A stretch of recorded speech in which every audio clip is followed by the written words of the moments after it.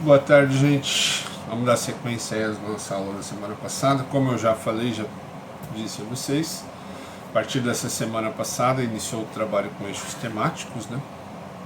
Espero que vocês tenham se inscrito ou se inscrevam e participem. Mas todas as quartas eu vou manter as minhas aulas, os meus vídeos, tá? Para a gente dar sequência no que a gente estava falando, tá? As atividades é que eu não vou dar constantemente, para não tomar muito tempo de vocês, então de 2 em 2, 3 em 3 textos eu passo alguma atividade, tá certo? Então vamos dar sequência. Na semana passada eu contextualizei mais ou menos o que vinha acontecendo com o Brasil ali no século XIX, né? Então o Brasil é um país super arcaico ainda, dependente quase que total da produção agrária, império, enquanto a América toda se tornou América, quase o mundo todo, se tornaram democracias, repúblicas democráticas. Algumas mantiveram aí a monarquia, mas monarquias democráticas, né? O Brasil não, o Brasil se tornou um império, tá? Saiu de colônia para império. Extremamente arcaico, atrasado, a infraestrutura muito ruim, trabalho escravo, um país onde toda a produção ela depende da mão de obra escrava, onde existe o incentivo à mão de obra escrava, onde todas as ideias e os ideais abolicionistas vão esbarrar numa elite extremamente atrasada, conservadora, que acredita que o trabalho escravo é a única maneira de obter lucro, de obter crescimento, esbarra num governo imperial, né, Dom Pedro II, que faz todo o possível pela manutenção da escravidão, resiste a todas as pressões internas e externas dos abolicionistas. Inclusive Dom Pedro II ele é o criador, não, né, mas é por causa dele que surge um termo que se usa, vocês devem ter ouvido alguma vez na vida, quando alguém faz alguma coisa só por fazer, as pessoas fazem, fez para inglês ver. Esse termo ele surge por causa de Dom Pedro II. Durante ali a segunda metade do Império, a Inglaterra ela tenta de todas as maneiras forçar o fim da escravidão no Brasil, por motivos que a gente já falou, tá? Por dinheiro. E Dom Pedro sempre cria um jeito de não fazer, tá? Sempre dá uma desculpa, sempre cria uma maneira de ganhar mais tempo e manter a escravidão, tá? Então ele vai criando leis que não resolvem o problema, só vão jogar o problema para frente, tá? São as leis para inglês ver, tá? Como a Inglaterra que forçava, ele criava uma lei só para os ingleses acharem que as coisas estavam mudando, quando na realidade ele estava mantendo a mesma lógica, tá? Então o período imperial brasileiro ele vai trabalhar basicamente nessa linha, tá? Nesse período você não tem exército do Brasil, tá? Você tem uma guarda nacional, né? Então você não vai ter soldados, vai ter, mas é pouquíssimo, tá? Profissionais, tá? O que você vai ter é uma guarda nacional. Então em situações em que o Brasil precisa de soldados, de não sei o que, as pessoas são convocadas para a guerra, convocadas para batalhas, e aí os ricos são convocados para cargos oficiais, coronéis, capitães e tudo mais, e os pobres e tudo mais vão ser os soldados. Muitos ricos eles mandam os escravos no lugar dele, tá? Existe essa possibilidade. A Guerra do Paraguai, uma guerra que aconteceu entre Brasil, Argentina, Uruguai e Paraguai, Brasil, Argentina e Uruguai contra o Paraguai, vai acontecer isso, vão ser convocadas as pessoas para lutar e muitos ricos fazendeiros, filhos de fazendeiros, para não participar, o que eles fazem? Existe a opção de trocar por escravos. Então, ao invés dele ir para a guerra, ele manda 10 escravos, com a promessa de que esses 10 escravos, se sobreviver à guerra, seriam libertados, né? Então, no Brasil existe essa guarda nacional, e os ricos são os comandantes da guarda, são os coronéis, tá? Esse termo coronel vem disso, tá? Só depois é que o Brasil vai ter a formação do exército, mesmo porque pela dificuldade da Guerra do Paraguai, o Brasil vai recorrer primeiro à França, depois à Alemanha, para montar o exército brasileiro e tudo mais. coronéis, tá? Mas inicialmente o Brasil não tem, uma coisa muito arcaica. E esses coronéis, cada região que vai ter o seu fazendeiro do café, normalmente do café, né? Nessa época o que bomba no Brasil é o café. Começa a indústria em São Paulo, mas o estado de São Paulo, Minas Gerais com leite, Rio de Janeiro, essas regiões são as regiões que estão bombando, tá? Quase toda a estrutura brasileira está mantida nessa região. Aquilo que acontecia com o Nordeste antes, agora vai acontecer com São Paulo, Rio de Janeiro e Minas. Mas em São Paulo, todo o investimento é ali, e o resto do Brasil é meio sucateado. Tá? Então esses coronéis, eles vão mandar nas regiões deles, isso mesmo no Nordeste do Brasil tudo. Tá? Todos os ricos vão ter as áreas de domínio dele, tá? Onde ele vai comandar, quase com um poder de lei, mandar prender, mandar matar, tá? Que são os coronéis, tá? Chama coronelismo. O Brasil foi assolado por isso. Tá? Em alguns lugares do Brasil ainda é assolado por isso. Em alguns lugares do Brasil você tem coronéis que dominam a região, dominam as cidades, escolhem quem as pessoas vão votar. Ele apadrinha o filho das pessoas. É um negócio super arcaico, super... As pessoas têm filho e ele batiza, ele vai ser o padrinho. Então tem fazendeiro aí no interior, fazendeiro, gente da elite aí no interior do Brasil aí, tem lá 30, 40, 50 afilhados, 200 afilhados. Então essas famílias estão ligadas por uma dependência, então tudo que ele pede essas famílias fazem, em troca ele dá alguma ajuda, compra voto com chinelo, essas coisas bem inacreditáveis que isso exista. Tá? Então o nascedouro disso é ali, no final do Império, na segunda metade do Império do Brasil. Tá? Então, mas isso a gente já meio que falou no último vídeo. Em 1888, não resistindo mais às pressões internas dos abolicionistas, da luta abolicionista no Brasil, e não resistindo mais ainda à pressão externa, principalmente da Inglaterra, que força, ameaça a invasão e tudo ao Brasil, em 1888 acaba sendo assinada a Lei Áurea, a libertação dos escravos. Tá? Já falamos disso, Princesa Isabel, não tem nada de bondosa, não é um trabalho abolicionista dela, nada disso. Tá? Mas, para a história, ela é a libertadora dos escravos. Deixa rolar. O que vai acontecer? Com o fim da escravidão, o Império vai perder o apoio dele. Quem apoia o Império? Quem mantém o Império? Quem faz o Imperador ter o poder? Quem dá o suporte para ele e tudo? São os fazendeiros, são os ricos, é a elite. Essa elite depende do trabalho escravo.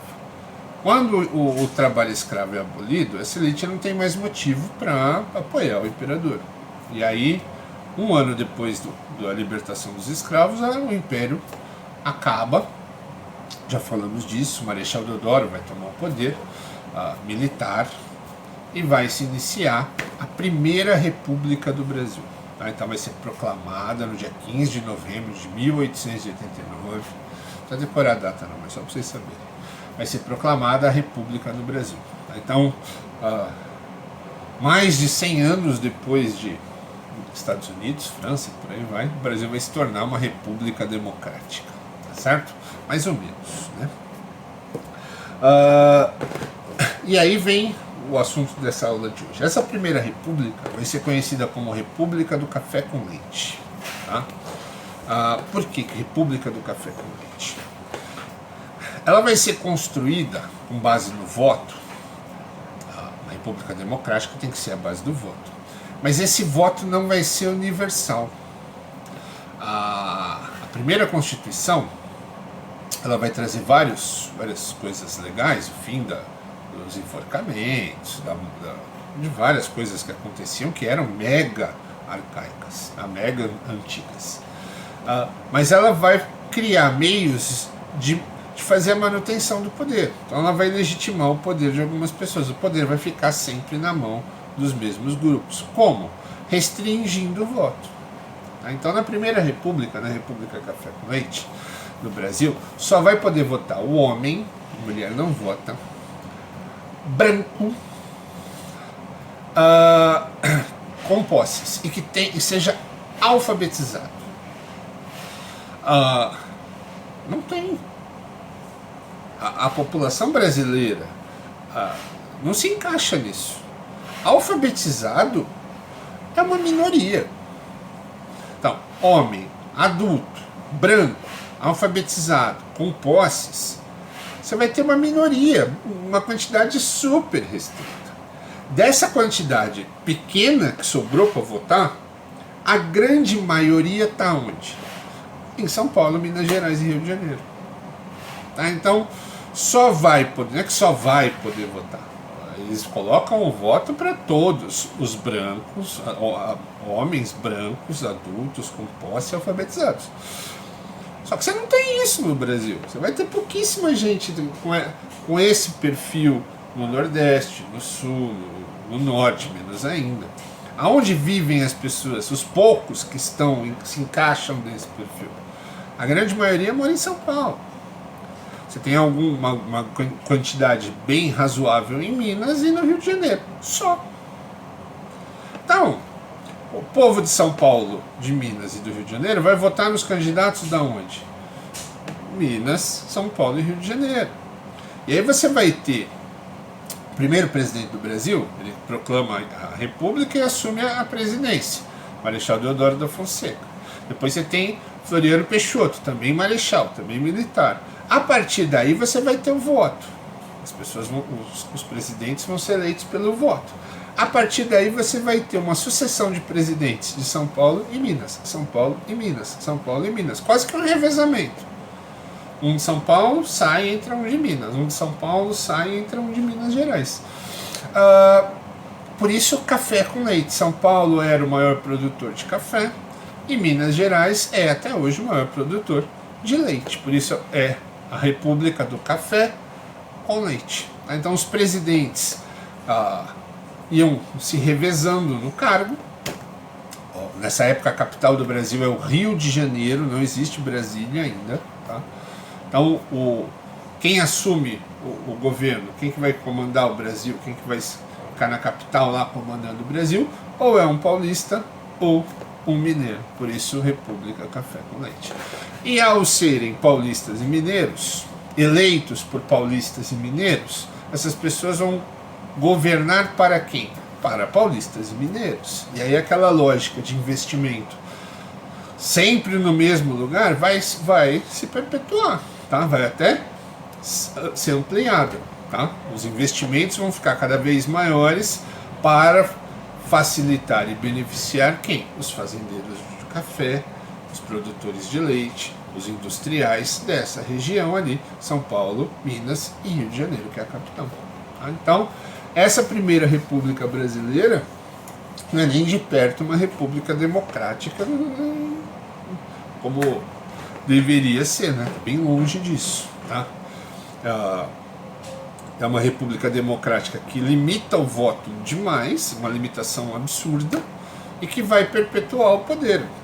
Você não tem mais um governo imperial, você tem um governo eleito por voto, mas um governo, um voto que não é fraudado, tá? Não tem necessidade de fraudar. Quem vai votar são a elite que rodeia os mesmos de sempre. Então, essa primeira república ela vai ser marcada por isso, República Café com Leite, uma república totalmente baseada no coronelismo. Cada região vai ser dominada pelo seu coronel, com o aval e até o apoio dos presidentes, porque quem vai comandar, quem são esses coronéis? São os fazendeiros, são pessoas da elite. Então a elite governa para a elite. Então fica tudo ali e limita, quase que impossibilita qualquer mudança social. E você imagina que nesse rebuliço, então os negros que acabaram de ser libertados da escravidão e que não vão ter direito a nada.